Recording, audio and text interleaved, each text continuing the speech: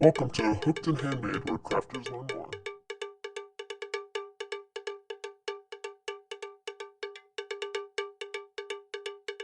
All right, welcome in.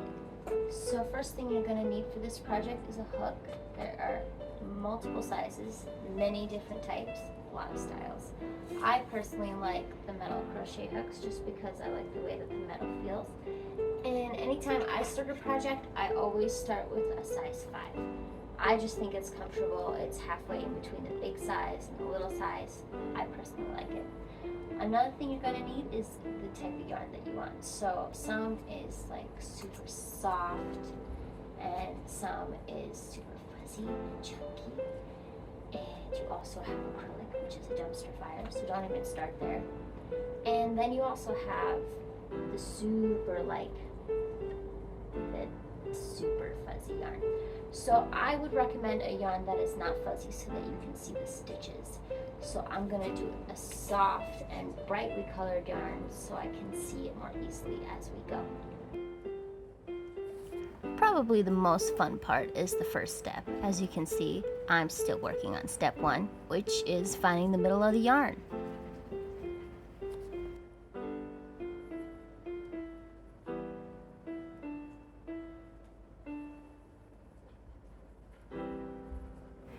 After you have found the center of your yarn, we are going to start with a slip stitch. So I am yarning over my finger twice, pulling the back loop over once, pulling the back loop over again all the way, inserting my hook and pulling it tight.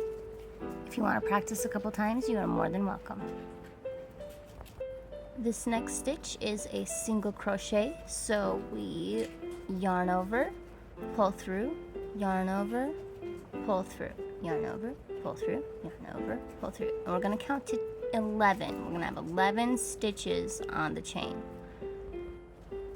After row 1, you're going to chain 1 and turn your work. We're going to work in both sections of the V for the first and the last stitch of each row, and only the back loop of the V for the middle stitches of the row.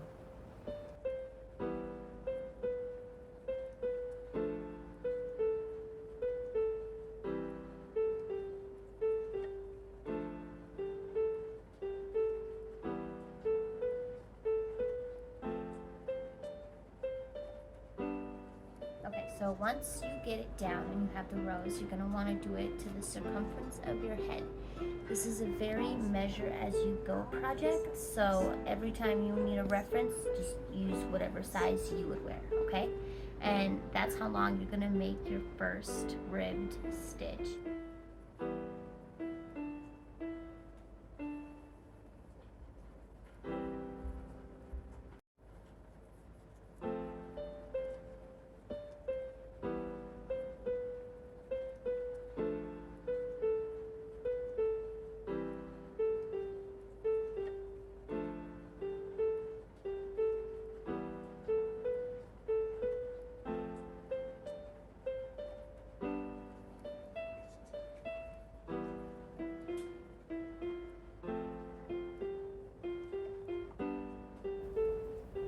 And here I am just measuring my head.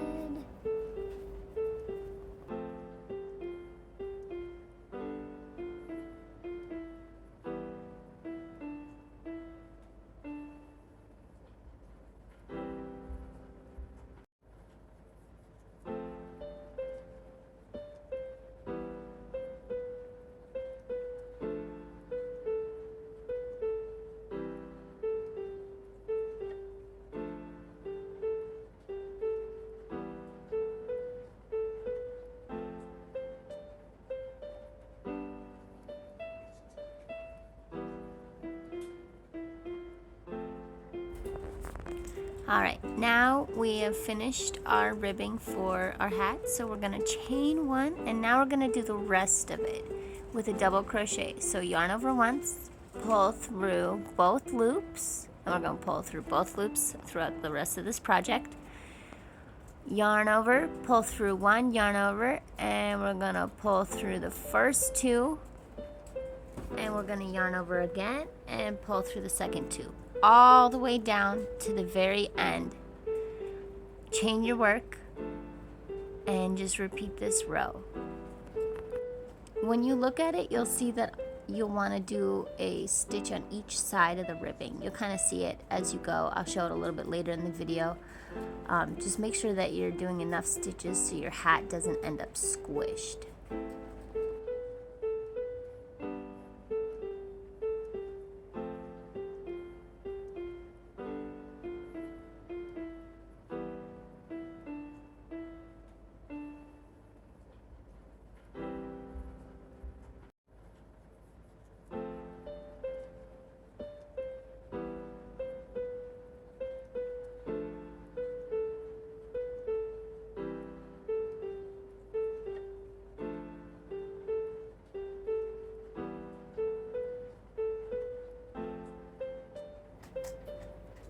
Alright, so as you can see, I'm going to show you one stitch there, one stitch there, one stitch there. It's a lot harder to see them on your first row, so I just wanted to give you a reference.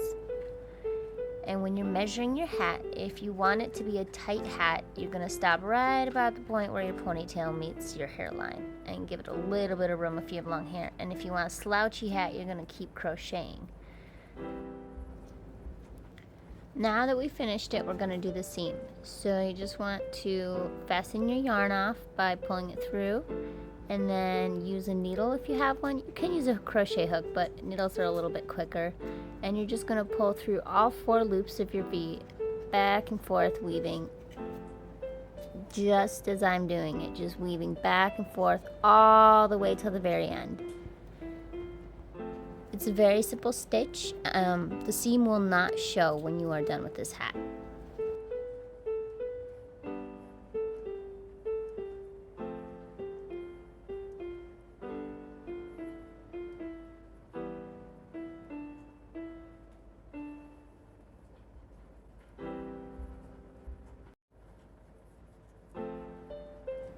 When we're joining the top of the hat together, you just weave in and out of each single crochet. Make sure to go in those opposite directions because it's going to come together really nicely when you finally tighten it.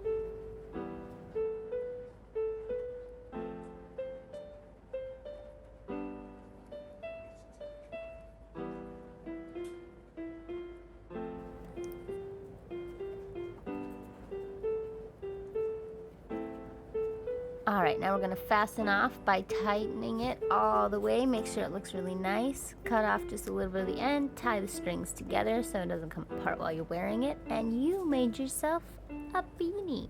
Congratulations.